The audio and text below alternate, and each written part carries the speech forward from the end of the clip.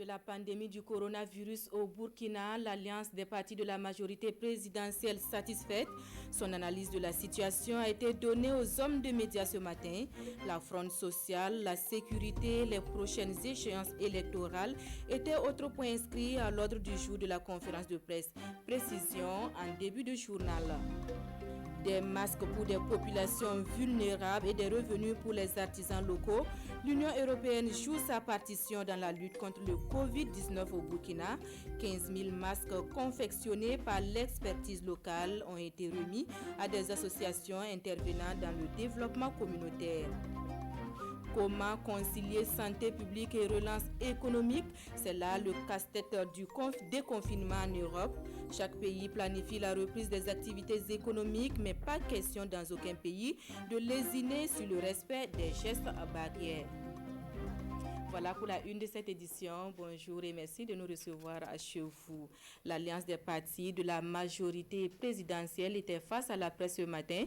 Il s'agissait pour l'APMP de se prononcer sur les défis de l'heure au Burkina, la pandémie du coronavirus, la fronde sociale, la sécurité et les échéances électorales à venir étaient les sujets inscrits à l'ordre du jour de la conférence de presse. Le compte rendu de Moussa Ouedraogo et Moumouni Soubega. L'Alliance des partis de la majorité présidentielle est satisfaite de la gestion de la pandémie à coronavirus par le gouvernement. Elle salue surtout les mesures prises par le président du Faso et l'engagement du personnel de la santé qui ont permis de limiter la propagation de la maladie. Malgré un budget national d'austérité, le chef d'État, dans le cadre de la lutte contre les effets ravageurs de la pandémie, a pris des mesures sociales afin d'alléger les difficultés de tous les Burkinabés en général, des couches vulnérables en particulier, en venant en aide aux populations les plus démunies et en soutenant les entreprises.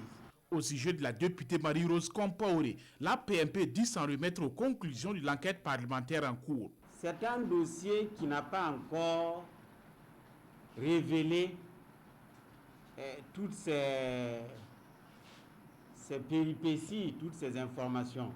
Et c'est pourquoi nous soutenons la démarche de l'Assemblée nationale qui a mis en place une commission d'information sur la gestion du Covid-19 et nous osons croire que cette commission va aider à faire toute la lumière sur cette question. À cette conférence de presse, la question des élections présidentielles n'est pas passée sous silence. Pour la PMP, il faut organiser ces élections à bonne date afin d'épargner le pays d'une autre crise. Étant donné que les élections se tiennent en novembre, le 22 novembre, je pense qu'il n'y a pas de raison qu'aujourd'hui, à 7 mois, et alors que quand même nous avons pu, dans une large mesure, maîtriser la situation, que l'on se mette à remettre en cause la date des élections. Ne pas tenir les élections à bonne date pose un autre problème qui peut être aussi grave que la pandémie ou que l'insécurité. Parce que si vous ajoutez aux deux problématiques une troisième qui est une crise politique, vous savez que les crises politiques, on sait comment ça commence, mais on ne sait pas comment on termine ça. La situation sécuritaire reste également marquée par une recrudescence des foyers de tension à l'Est et au Sahel et l'Alliance des partis de la majorité présidentielle invite la population à soutenir les forces de défense et de sécurité dans la lutte. Sur la fronde sociale, les partis de la majorité présidentielle préconisent la poursuite du dialogue entre le gouvernement et les partenaires sociaux. Ils les invitent surtout à cultiver le sens du compromis et du patriotisme. Le 9 avril dernier, Penny dans les Houé notait son premier cas de Covid-19, une nouvelle qui a mis les autorités locales sur le pied de guerre. Elles ont installé un comité ad hoc pour la sensibilisation de proximité, une stratégie qui va payer puisque Penny est aujourd'hui débarrassé du Covid. Le constat avec Kassoum Milogo et Kadourou Menki. Mahamoudou Ouedraogo est agent sensibilisateur sur le respect des gestes barrières dans la commune rurale de Penny. Une fonction qu'il exerce dès les premières heures de l'annonce du premier cas de Covid-19 dans le village le 9 avril 2020. La stratégie, c'est de porte en porte. Dans certains ménages, on retrouve toujours un peu la réticence. Il y a d'autres même, jusque-là, l'ignorance. Jusque-là, d'autres ne croient pas à la maladie. N'empêche que les travaux de sensibilisation ont porté leurs fruits sur le terrain. Difficile de parcourir le village sans rencontrer ça et là des affiches de sensibilisation sur le Covid-19 et des dispositifs de lavage de mains. Quand on a pris la nouvelle qu'il y a un cas à Péni, vraiment, on a eu vraiment peur qu'on ne veut même pas s'approcher à lui. Voilà. Donc, maintenant, ça va. Comme on a eu les sensibilisations là, Dieu merci, on peut sensibiliser les autres. La nouvelle a occasionné beaucoup de changements. Par exemple, nous ne prions plus à la mosquée. Et puis, on dit que ça tue rapidement ceux qui ont 60 ans et plus. Or, nous sommes dans cette fourchette d'âge, donc nous vivons avec la peur au ventre. La présence du Covid-19 à Péni fait désormais partie du passé. Une propagation bien circonscrite avec comme note d'espoir 0 nouvelle contamination dans la zone. Une réussite à mettre également à l'actif des décisions prises urgemment au niveau local. Donc, dès qu'on a enregistré le premier cas, on a donc commencé à sensibiliser. Je crois que le maire a eu à prendre un arrêté pour fermer le marché. Et on a aussi donné de l'information par le biais d'un crier public pour interdire tout regroupement, notamment pour les baptêmes et les mariages. Comme nous avons 5 CSPS, nous avons effectivement donné, en tout cas la mairie elle-même a donné des dispositifs dans chaque CSPS. Voilà, les larmes, les savons dans les 5 CSPS de la commune. Le doute sur la réalité du Covid-19 plane ici sur le village. Les autorités sont conscientes qu'il y a encore du pain sur la planche et entendent poursuivre sans relâche les activités de sensibilisation. Dans la ville de Sia, l'humour est mis en contribution pour faire passer les messages de sensibilisation sur le coronavirus. Il s'agit de prestations humoristiques avec une équipe ambulante. Les marchés, les maquis et les rues bondées de boutiques sont la cible de cette campagne initiée par la coordination régionale de riposte contre le Covid. De Bobo Dioulasso, le reportage de Drissa Traoré et Widja Rokia Sanou.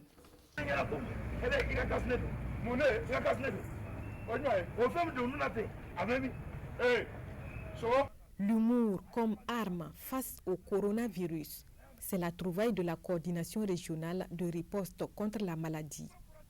Ces humoristes nommés les gros ventres arpentent ainsi les rues, les marchés, félicitant les bons exemples, exhortant ceux qui ont un cache-nez à le porter et renforçant la sensibilisation face à ceux qui n'en ont pas du tout.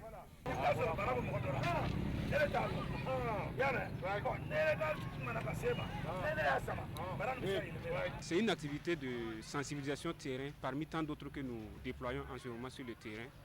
Et la particularité de celle-ci, c'est qu'elle permet de mettre les populations devant une situation concrète.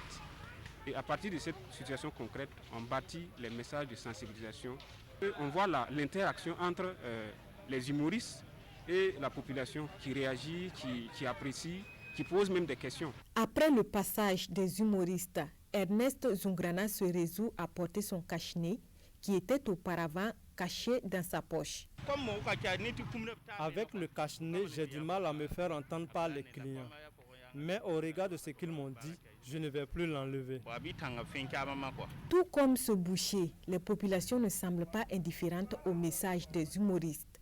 Ils m'ont fait comprendre que la maladie est réelle et qu'il faut bien se protéger. Voilà pourquoi j'ai porté mon cache-nez.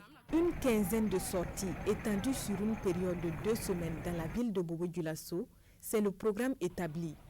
La coordination régionale espère ainsi toucher ceux qui n'ont pas accès aux médias classiques. L'association ICRA, elle a choisi comme cible de la sensibilisation sur le Covid les foyers coraniques et les talibés.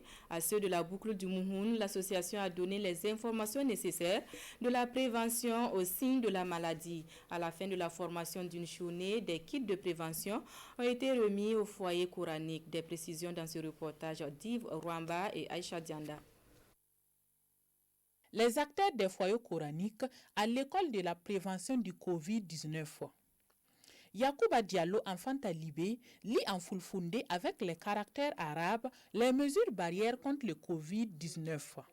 À travers cette séance de sensibilisation, l'association ICRA apporte sa pierre dans la lutte contre le coronavirus. L'objectif, d'abord, c'est la sensibilisation. Dieu merci, on a eu une technicienne qui a présenté d'abord les signes et les manifestations de la maladie et également comment prévenir la maladie. L'association ICRA intervient dans l'alphabétisation des acteurs des foyers coraniques. Et pour ces quelques heures de cours sur le Covid-19, les apprenants semblent avoir bien compris.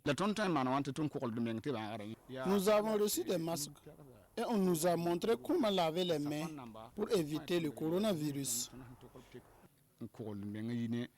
Ces activités de sensibilisation de l'association ICRA se tiennent également à Waïguia, Kaya et Fada. Ici à Dédougou, chaque foyer coranique repart avec un kit composé entre autres de savons, de masques et d'affiches pour la sensibilisation. Au chapitre de la mobilisation sociale pour faire face au Covid, l'Union européenne dénoue le cordon de la bourse. En collaboration avec le projet Modétique, elle offre 15 000 masques de protection à des associations intervenant dans le domaine du développement communautaire. Des masques confectionnés par les artisans locaux. Issa Kafando et Moumouni Soubega. Ce sont au total 5 associations qui bénéficient des masques anti-Covid entièrement offerts par l'Union européenne. Ces masques, au nombre de 15 000, sont destinés aux personnes vulnérables. À notre niveau, je crois qu'il y a un travail d'identification de personnes bénéficiaires qui a été déjà fait à la base. Et c'est dit également que nous comptons intervenir dans la ville de Ouagadougou et également dans quelques provinces du Burkina.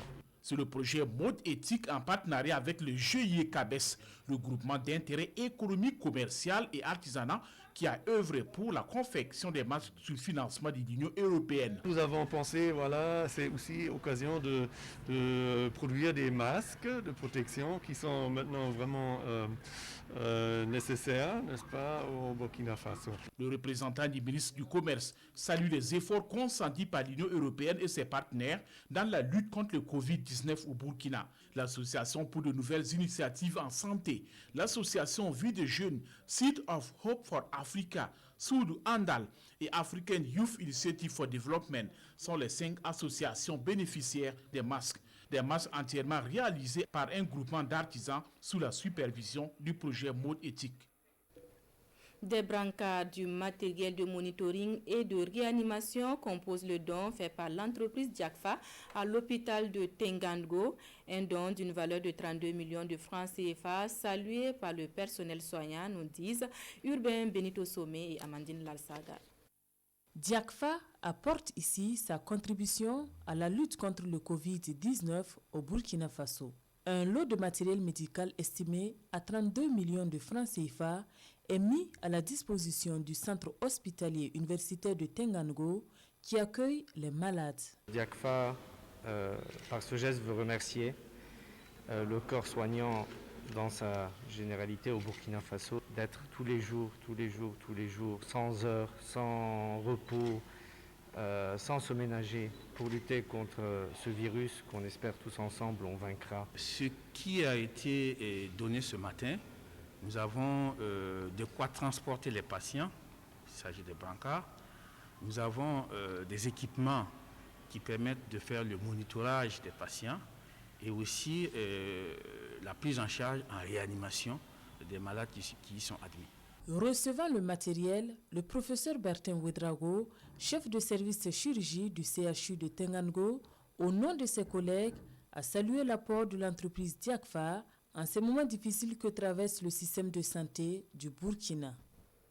Et en cette période de crise sanitaire liée au coronavirus, l'ancienne ministre Nestorine Sangaré a fait appel à la mobilisation tout azimut pour l'acquisition de respirateurs.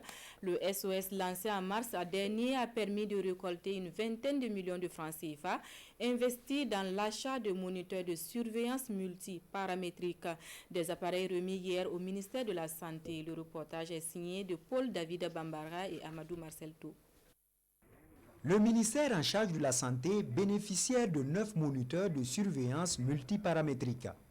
Indispensable dans les services de réanimation pour la surveillance de l'état des malades, c'est un don du docteur Nestorine Sangaré et de ses collaborateurs dans la mise en œuvre de son initiative SOS 100 millions de francs CFA pour 10 appareils respiratoires. Un grand nombre de citoyens ont mis la main à la poche et nous avons eu donc la contribution de près de 1500 personnes.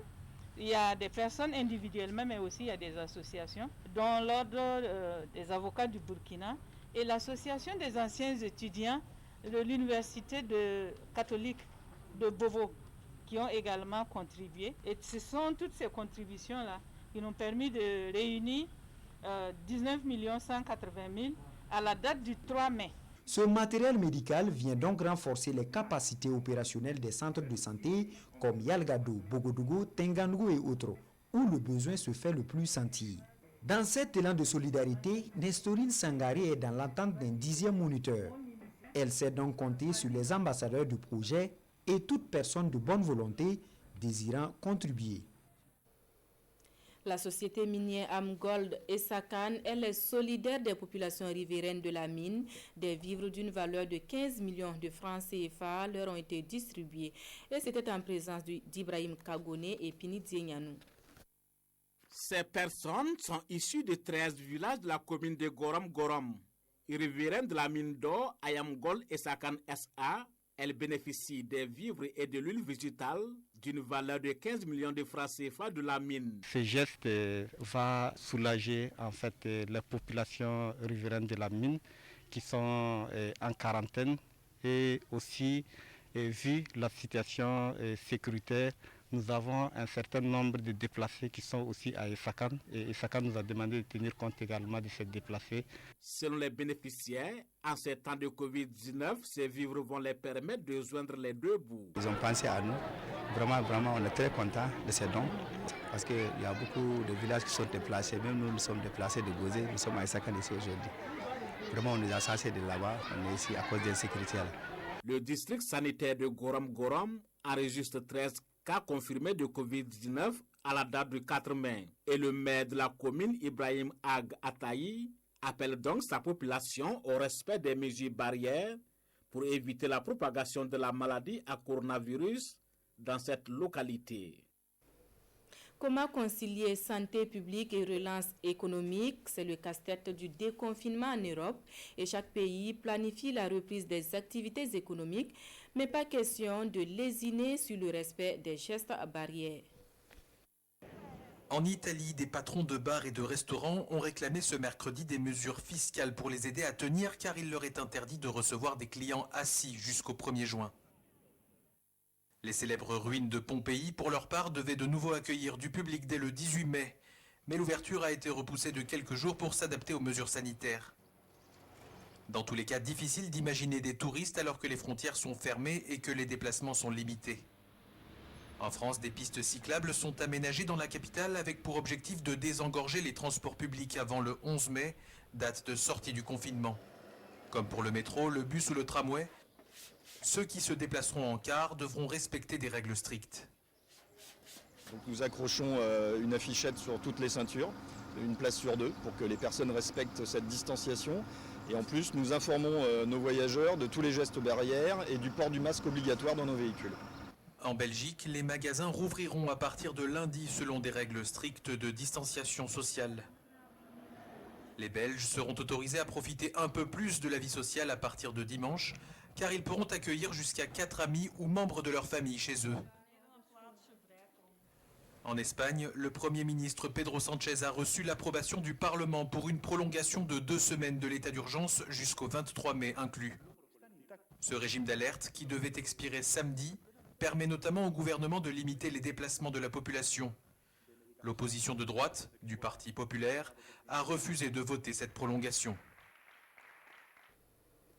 L'actualité en terre ivoirienne marquée par l'affaire de découverte de caches d'armes appartenant au mouvement politique de Guillaume Soro et l'évacuation du Premier ministre Amadou Gon Coulibaly fait la une des quotidiens.